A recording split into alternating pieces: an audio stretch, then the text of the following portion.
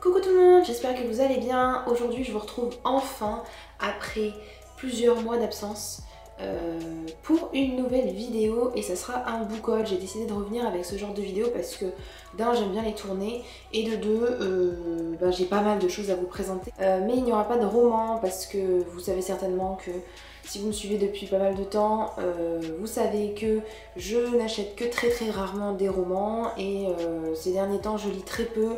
C'est pour ça d'ailleurs que vous n'avez pas de vidéo. Comme vous avez remarqué aussi, je n'en ai pas parlé, mais c'est un nouveau décor parce que je ne suis pas chez moi, chez mes parents. Je suis dans mon appartement en fait que j'ai depuis le début de l'année, depuis la rentrée de septembre, plus précisément parce que le début de l'année c'était janvier. Enfin bref, vous m'avez comprise. Et en fait, vous verrez du coup ce décor beaucoup plus souvent, je pense, que l'ancien décor qui était là chez mes parents. Donc voilà, je vous présente ma bibliothèque que j'ai amenée ici. J'ai emmené une seule bibliothèque, j'en avais 3 là-bas. Donc il fallait que je fasse des choix. J'ai emmené quelques livres, mais c'est surtout des livres du coup que je n'ai pas lus. Et puis pour les mangas, c'est pareil, j'ai emmené quelques mangas par-ci par-là, mais pas des masses non plus. Je vais arrêter de parler parce que sinon ça risque de durer des heures et des heures. En tout cas, je tiens encore à m'excuser pour cette longue absence. Et j'essaierai de faire au mieux pour vous présenter des vidéos un petit peu plus régulièrement.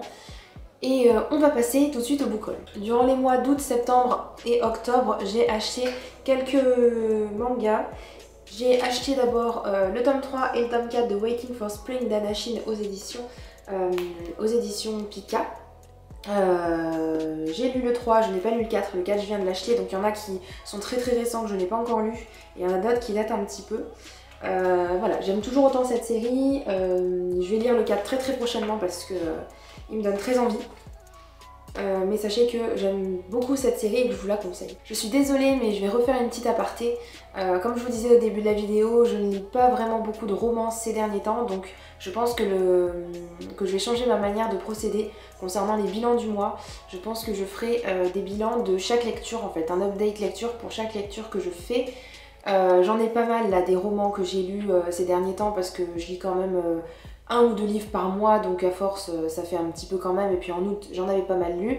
Donc finalement je vais faire une grosse vidéo bilan du mois concernant les dernières lectures que j'ai faites, et puis après ça viendra à chaque fois que je lirai un roman. Je pense que je vais faire comme ça, c'est pas encore totalement sûr, mais à mon avis il y a de grandes chances que ce soit ça. Donc je continue avec le tome 4 de Banal à tout prix de Nagamu Nanaji aux éditions Kana. C'est un petit shoujo aussi que j'adore. Les dessins sont tout simplement magnifiques, les couvertures aussi. Bon, les personnages là sont encore au stade de... ils arrêtent pas de... c'est pas qu'ils se tournent autour, mais je sais pas, ils sentent l'un et l'autre forcément qu'ils sont attirés parce que, je sais pas, il y a des petites attentions qui ne trompent pas, mais pour autant, ils ne vont pas se déclarer, ils ne vont rien faire, ils ne vont pas passer le cap pour se mettre en couple. Donc j'attends du tome 5 que ça avance enfin. C'est pas que c'est désagréable, mais je trouve que c'est un petit peu long. Mais j'aime toujours autant la série, elle est vraiment toute choupinette. J'ai aussi acheté les tomes 3 et 4 de Le secret de l'ange de Shiki Kawabata aux éditions Akata. Donc les couvertures aussi sont super jolies. C'est la fin, le tome 4 est le dernier, je ne l'ai pas lu encore, mais à ce qui paraît il est assez triste. C'est un manga que j'aime aussi beaucoup, un petit peu avec du suspense, avec une ambiance assez noire. On suit une jeune fille qui va enquêter sur le meurtre, on ne sait pas si c'est vraiment un meurtre ou pas, sur le meurtre de son ancienne prof de dessin. Donc voilà, c'est pas tout gay, puis il n'y a pas d'histoire d'amour pour une fois, il n'y a pas d'histoire d'amour. L'histoire d'amour est vraiment quasiment inexistante. J'ai aussi acheté très récemment My Teacher, My Love, le tome 2 de Momoko Koda aux éditions Delcourt Tonkam. C'est une petite série aussi très sympa où on retrouve Ayua qui est amoureuse de son prof et elle essaye en fait de le faire craquer, mais elle voit bien que lui de son côté il n'est pas réceptif, donc elle essaye de faire tous les efforts du monde et pourtant ça ne marche pas. C'est assez humoristique, c'est attendrissant, j'aime bien, donc hâte d'avoir le tome 3. J'ai aussi acheté le 6e et dernier tome de Good Morning Little Briar Rose de Megumi Morino aux éditions Akata. Je ne l'ai toujours pas lu, à ce qui paraît on pleure toutes les larmes de son corps, c'est ce que ma soeur m'a dit en tout cas. Mais je la crois parce que je sais que c'est une série qui touche vraiment la corde sensible des lecteurs. Donc j'ai vraiment hâte de lire, je sais même pas pourquoi je l'ai pas encore fait. J'ai peut-être pas trop envie de quitter les personnages non plus parce que Shizu et... comment il s'appelle déjà? Shizu et Tetsu sont super mignons ensemble et il y a vraiment un lien très fort qui les lie.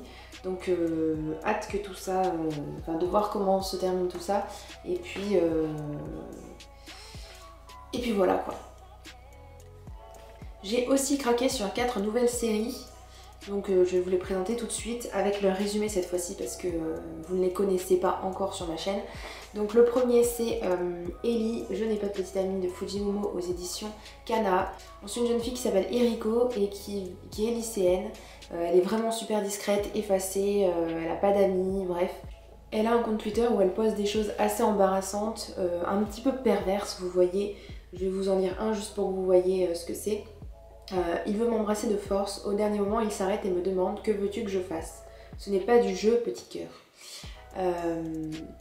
Voilà, ce genre de choses, en fait elle est dans la peau d'un faux personnage et elle s'imagine avec un petit ami qui lui ferait ça.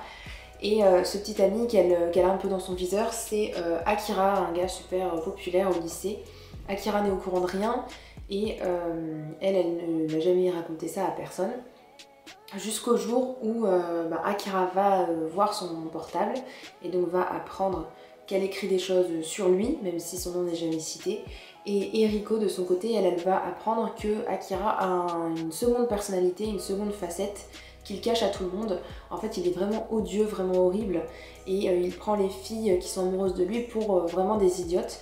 Donc ils vont chacun garder le secret de l'autre et personne ne va devoir rien savoir. Donc c'est assez mignon. Je vous en parlerai plus du coup dans une vidéo présentation, mais vraiment ce premier tome m'a vraiment beaucoup plu et j'ai hâte d'avoir la suite. J'ai aussi acheté SOS Love de Yasuko aux éditions Akata. Je l'ai lu, je l'ai aussi bien apprécié, moins que Ellie, mais je pense continuer aussi cette série.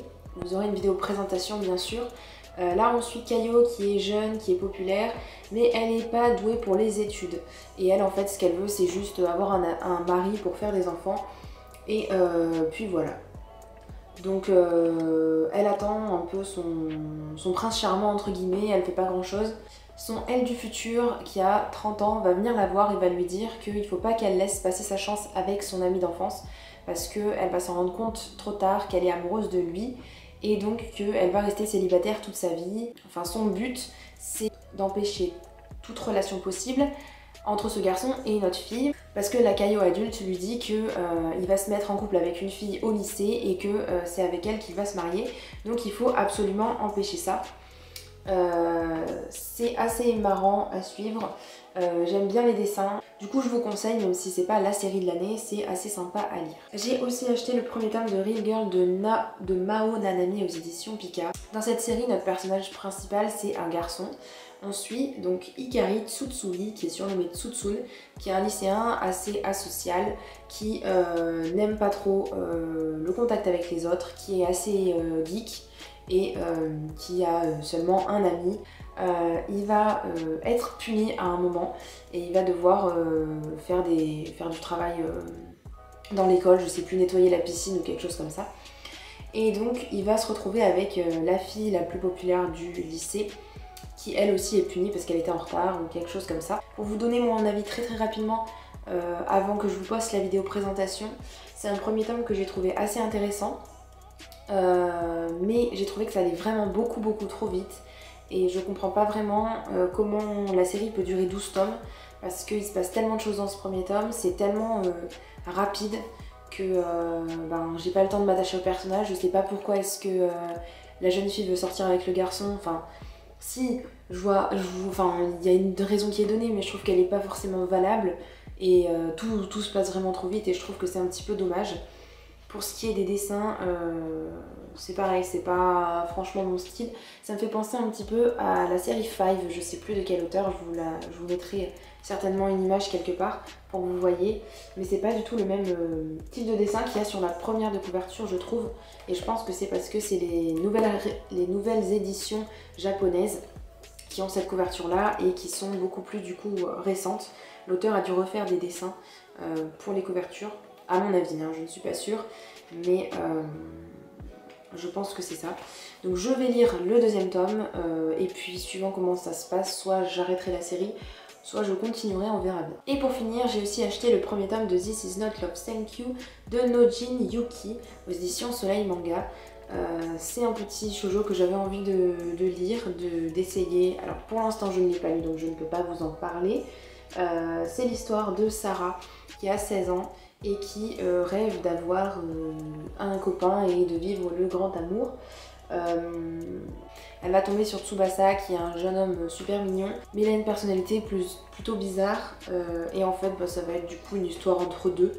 Je sais pas vraiment à quoi m'attendre, mais j'avais envie d'essayer donc on verra bien. Pour finir, je vais aussi vous présenter les deux BD que j'ai achetées ce mois-ci. Donc la première c'est Edelweiss, alors je sais plus le nom de l'auteur, le nom de l'illustrateur, donc je vous mettrai tout de toute façon avec la couverture là puisque je ne les ai pas avec moi.